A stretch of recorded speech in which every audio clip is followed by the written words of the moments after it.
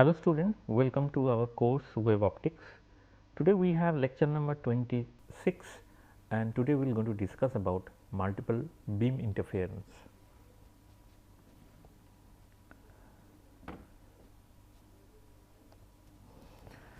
So, we have lecture number 26 today.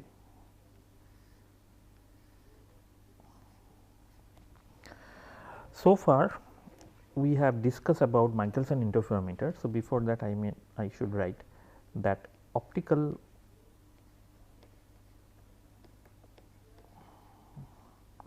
interferometer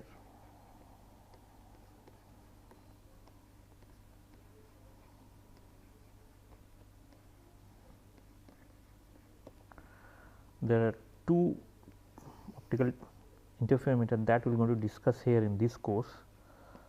One is Michelson interferometer that we have discussed in last couple of classes, where we have this source and light is coming, then we have a beam splitter, then there is a reflection, it goes to another mirror,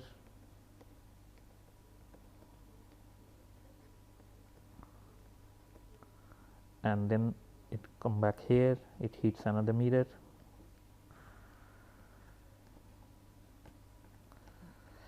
then these two light will reflect and they merge together and we can see the beam structure, the interference structure here. So, that is the outline of the setup of Michelson interferometer. Now, the next interferometer was Fabry-Perot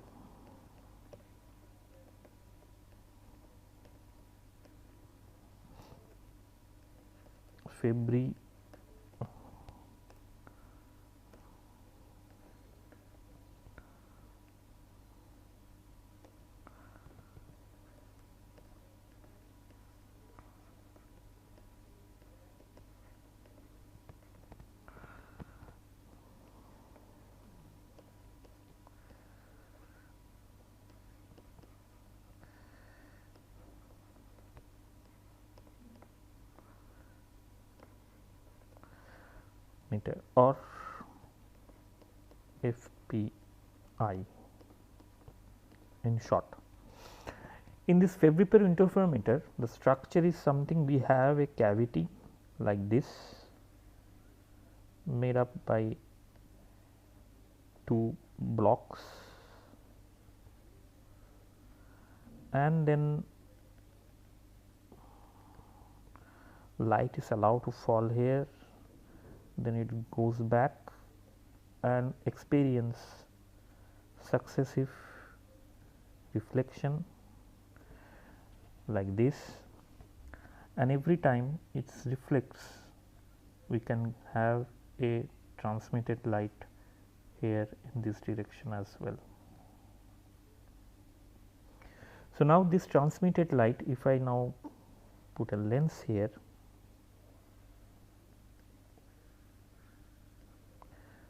and capture these two light to some point P. So, what happened that there will be a pattern that will generate at this point. Because of this multiple interference, multiple reflections, there will be a path difference and we can find out what is the transmittability of this system, and also it generate a pattern here. So, that is outline of the Fabry-Perot interferometer setup, very basic outline of Fabry-Perot interferometer. But in order to understand that how these things works, we need to understand first the today's topic, which is that the multiple beam interference for these parallel plates. If we have a parallel plates, how this multiple beam interference happens and all these stuffs. So, with this let me go our topic. before going to Febrile interferometer directly, we first try to understand what is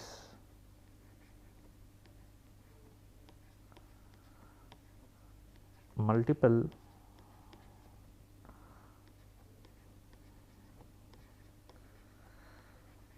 beam interference.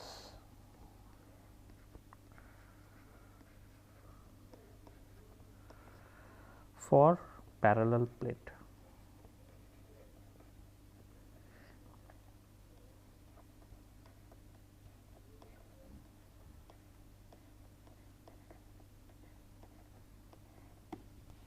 For parallel plate. Now, let me draw this. This is an interesting kind of drawing. So, suppose we have a plate like this, and light is falling over this plate.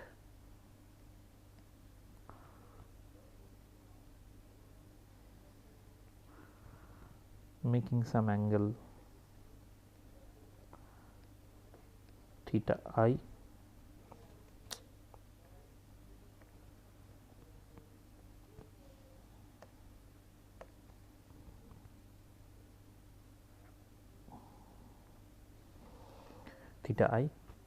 and then get transmitted here in this plane, and then again it transmitted, and then from here it again reflect back, and here we have already a reflected light going this direction. Here we have a transmitted light going this direction. Here again we have this and a transmitted light parallel to this going this direction. Again it hits, so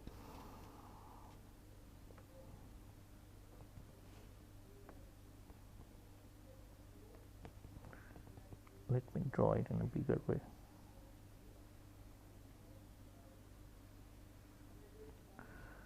And then goes here, reflect, and then transmit it again. Okay, so this is the structure we had. Now, this is the way the light ray will go. Let me draw the light rays also.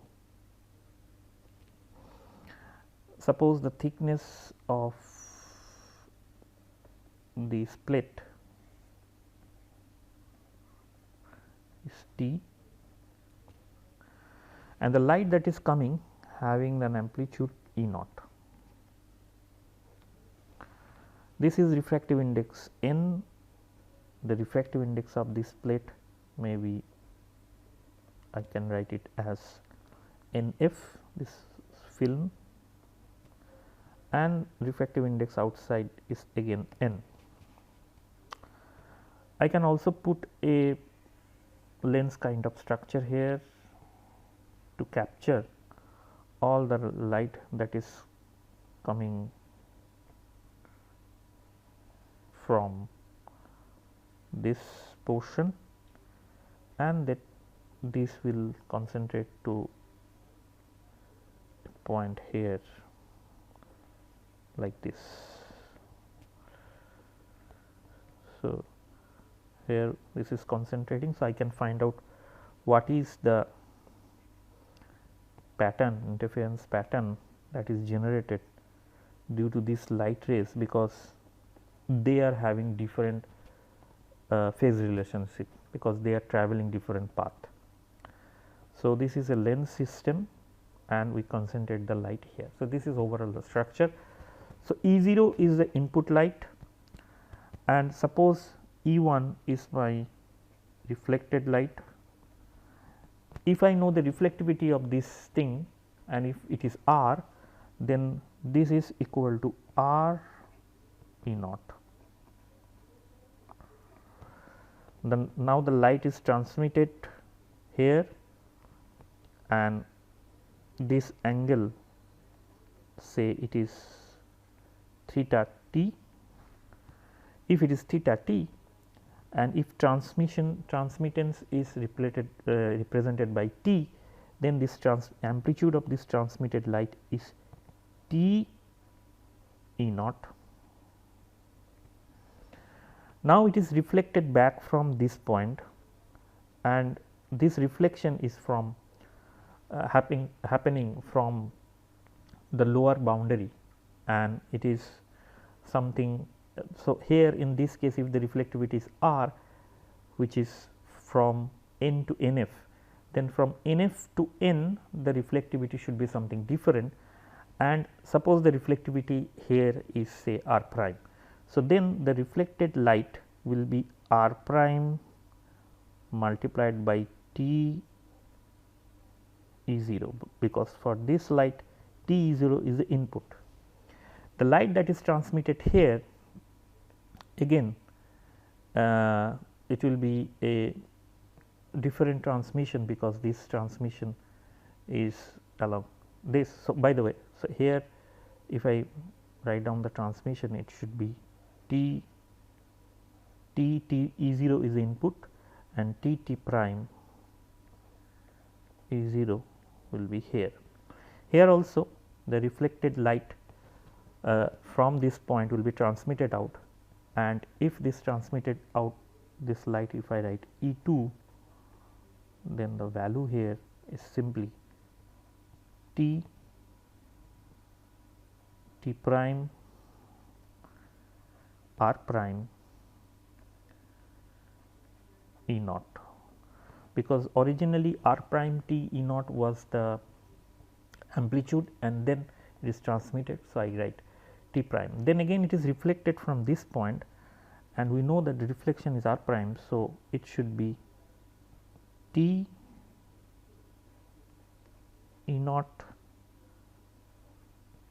r prime square. The transmitted light here that is coming is simply t prime r naught prime, sorry, r prime square E naught. Then again it is reflected, and this reflection I have t is E 0 r prime square. So, the reflected light from this point will be simply t r prime cube E naught, and this, if it is coming out like E 3, then this value will be t prime r prime cube E naught. I strongly suggest the students to please do that, check it carefully and do that by your own hand, then things will be clear for you how it is happening. Then here in the similar way, once you do for one or two rays, then rest of the rays will come automatically.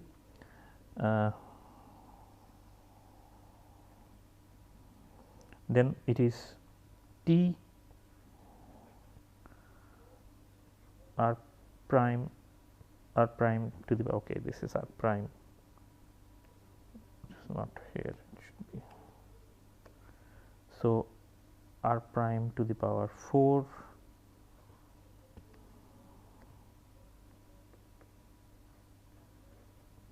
it is not erasing. Okay, what happened? Yeah. So, r prime to the power 4, then E naught, and that is coming out is E 4, and this value is t prime r prime to the power 5 E naught, because this reflected light will be t r prime to the power 5 E naught reflection from this. So, this is a complete picture of how the light will reflect and what should be the the value of this transmitted light and the reflected light in terms of its transmittance and the reflectance. So, once we have this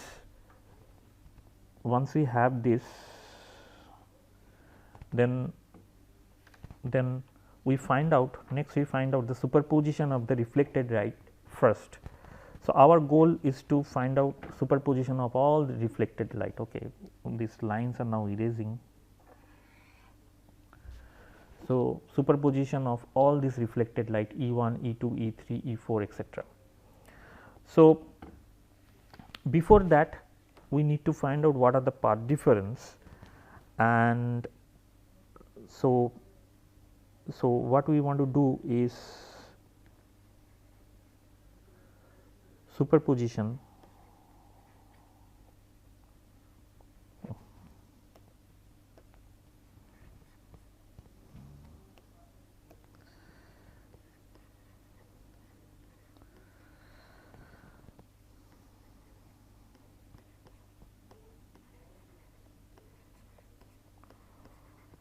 of the reflected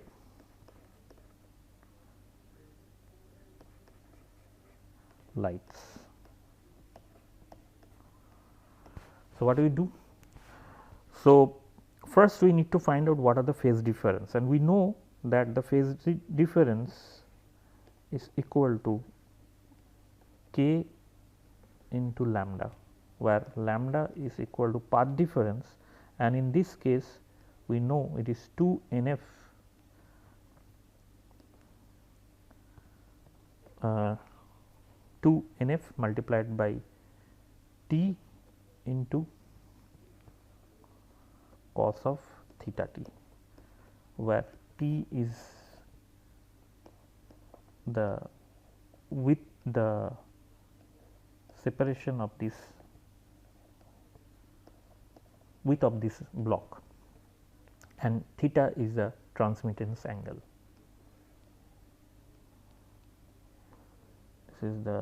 This angle is theta t, and this angle is theta I incident angle, and theta t is the transmitted angle.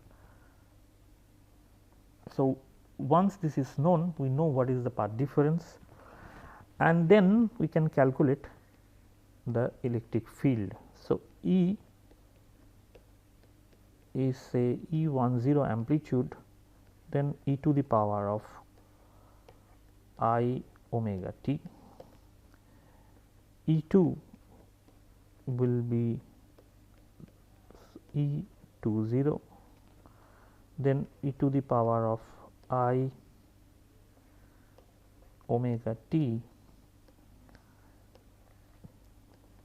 minus delta, the phase difference that it incurred, then E3 will be E30 e to the power of I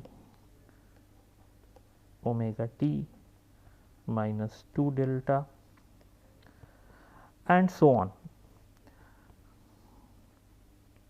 Now, if I try to find out what is my E10, because that we can also represent in the earlier figure, it is R E naught and then e to the power of I omega t. What is this? This is T prime R prime E naught e to the power of I omega t minus delta. So, let us go back, and I am talking about these outputs.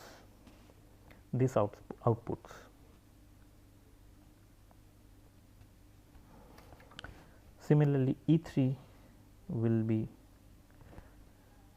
simply T prime R prime Q E naught into e to the power of I omega t minus delta. So, in the similar way I can find out what is E n, that is E n 0 e to the power of I omega t minus n minus 1 delta. That should be the nth ray that is coming out, and the amplitude, this is equivalent to the amplitude from this trend. I can find out it should be t t prime and then r prime to the power 2 n minus 3. Then there should be an E 0, then these things will be multiplied by e to the power of I omega t minus n minus 1 delta. It is like that. So, you please check it that when n is equal to 1, then this value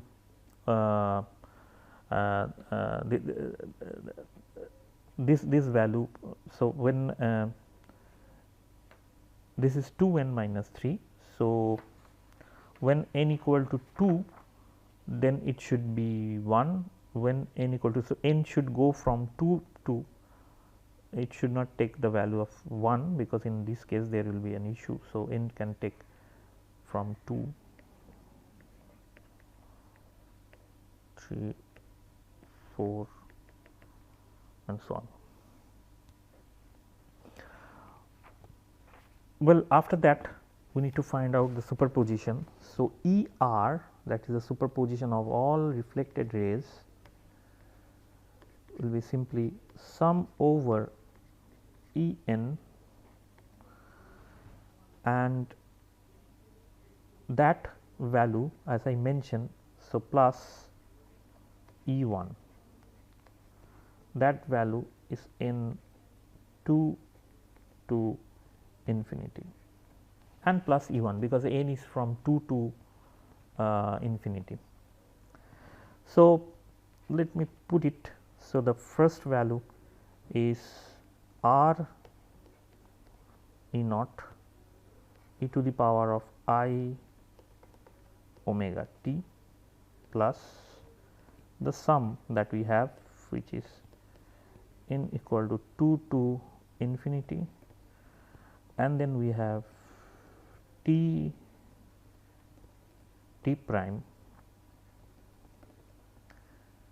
then E naught r prime to the power of 2 n minus 3,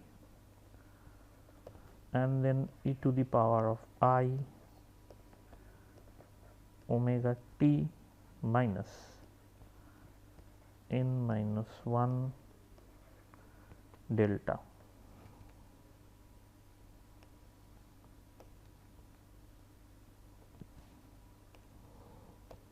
N minus 1 delta.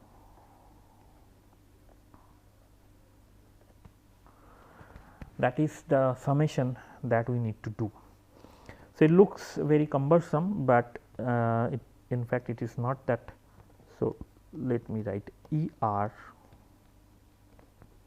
is equal to, let us take E naught e to the power of I omega t common throughout. Then the first term that I have will be r, contribution of E 1, then plus here also we can see that t prime I can common, and then e to the power of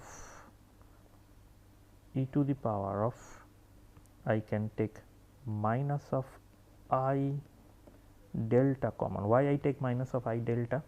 Because in that case we will have in that case we will have this e to the power these things common. Let me write, then I can get n equal to 2 to infinity, and then I have r prime, I take 2 common, then it should be n of minus 2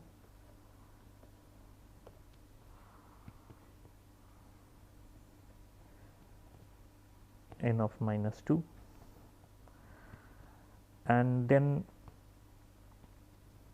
it should be e to the power of minus of I, then okay, here in order to make n minus 2 I need to take r prime outside, then only it should be 2n minus 4, and this r, that is why I take it outside. So, it should be e to the power of I, then it should be n minus 2 of delta, because I have already taken e to the power minus I delta outside. So, if I put it inside, it should be n minus 1 delta. Okay.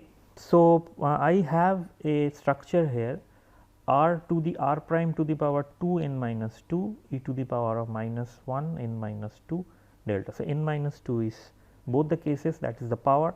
So, I can calculate that.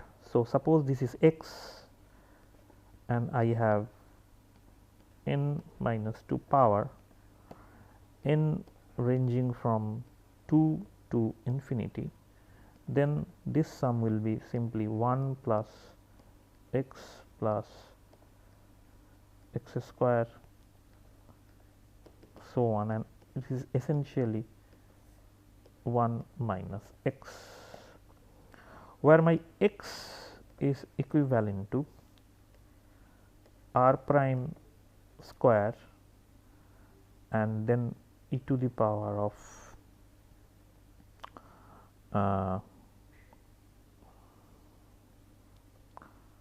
e to the power of minus of I delta, that is my r prime. So, x to the power n minus 1 will be this quantity, whatever we have. So, my E r simply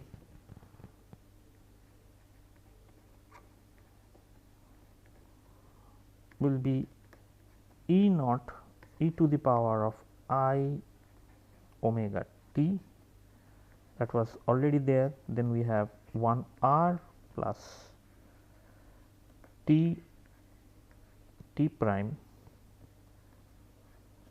then we have r prime, then e to the power of minus I delta, and then that sum term which is 1 minus r prime square e to the power of minus I delta, that we calculated. This is over bracket. Well, now I use the Stokes relation to make this equation to be simple.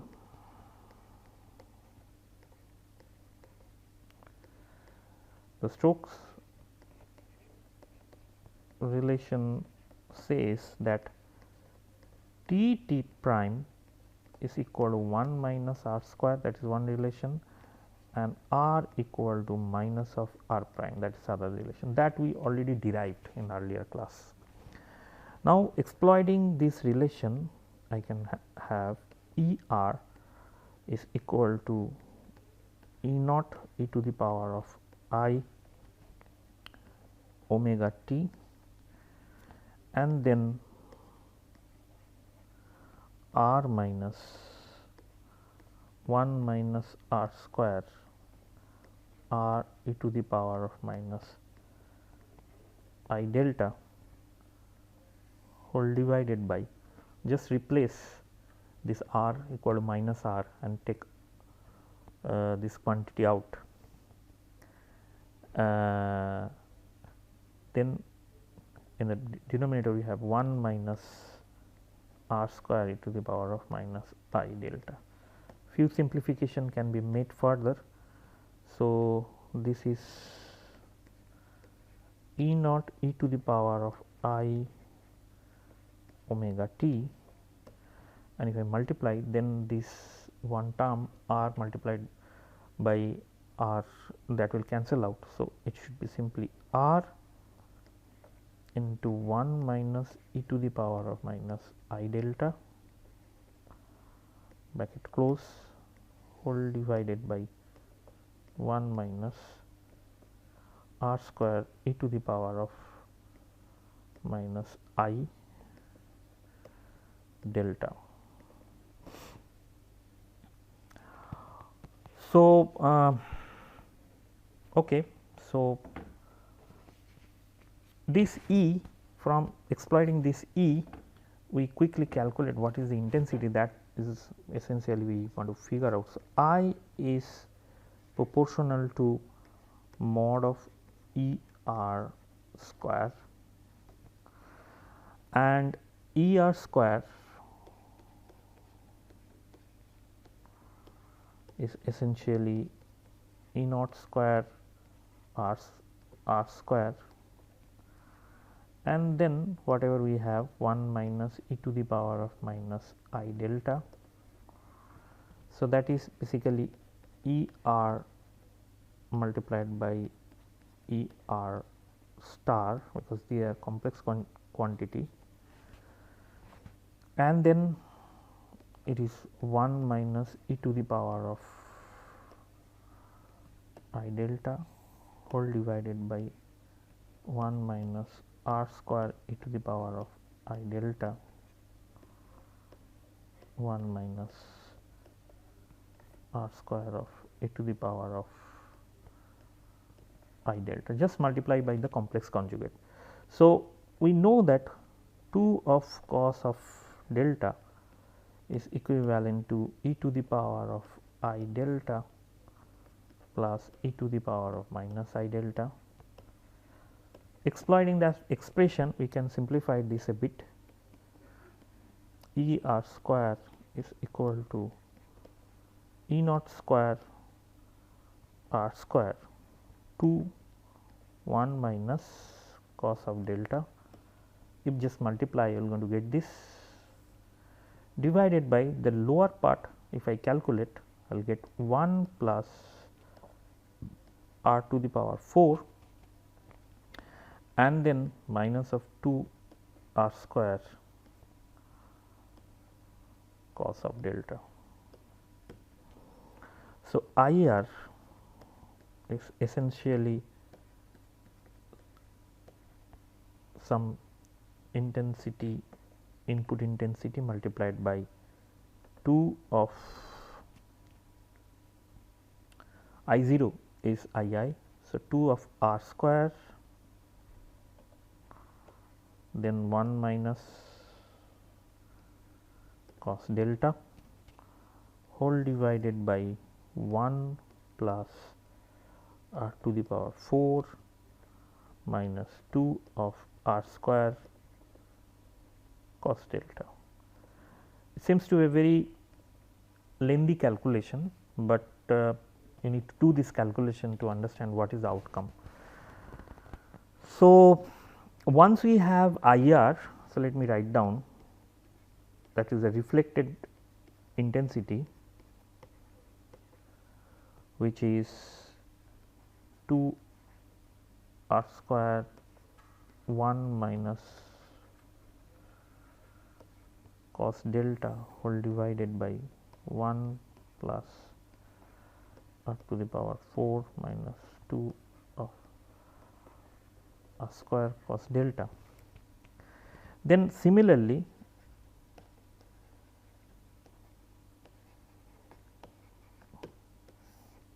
one can also find the transmitted light, because if you remember, the light is falling here and then it goes like this. these are the transmitted reflected light and these are the transmitted light.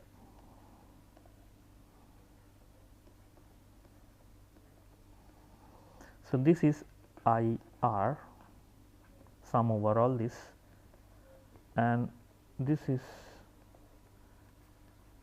IT transmitted light and this is the intensity of the incident light.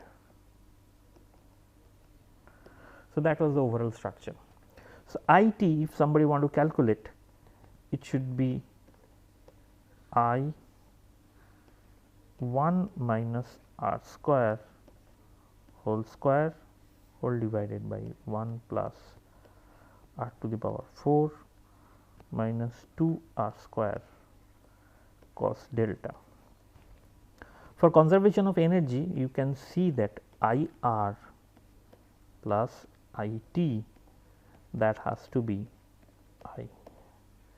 That relation need to be there, that is the conservation of energy. And if IR tends to 0, when this is 0, if we look the equation when cos delta is nearly equal to 1. That means, when the phase difference is 2m pi or the path difference to n effective NF in film, this is the refractive index of the film, multiplied by T cos theta T is of the order of m lambda. With this we can get that so from this condition one can get that I transmission is basically goes to maxima, or in that case I transmission is nearly equal to the I incident. So, today what we calculate, so I do not have much time, but okay, let me finish it with few more lines. So, when IR is maximum, suppose I want to maximize the reflected ray, then similarly cos delta will have minus 1 value instead of plus 1. Then delta, the phase difference, will be m plus half into 2 pi or simply 2m plus 1 pi.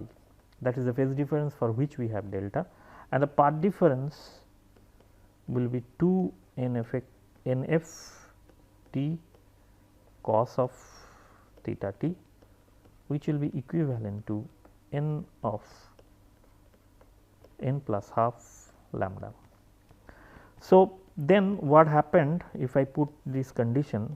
So, IR will be simply 4 r square whole divided by 1 plus r square of that I, and IT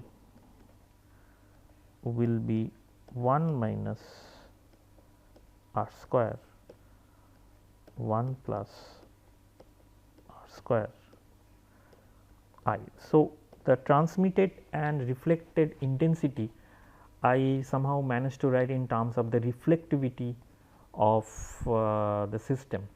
So, that we are going to use when we understand the Fabry-Perot interferometer later. So, today I do not have much time to discuss, because I have discussed everything. There was a lengthy calculation. I request the student to please go through the calculation one by one. I am a bit hurry because I need to complete this within time. But it is a very straightforward calculation, nothing much in it. It is a very straightforward algebraic calculations. But the end of the day, what we find, the intensity distribution for the transmitted and reflected ray in terms of reflectivity. So, exploiting this expression of the intensity distribution in the next class, we will try to understand that how the Fabry-Perot interferometer works. With that note, I like to conclude today's class. Thank you very much for your attention, and see you in the next class.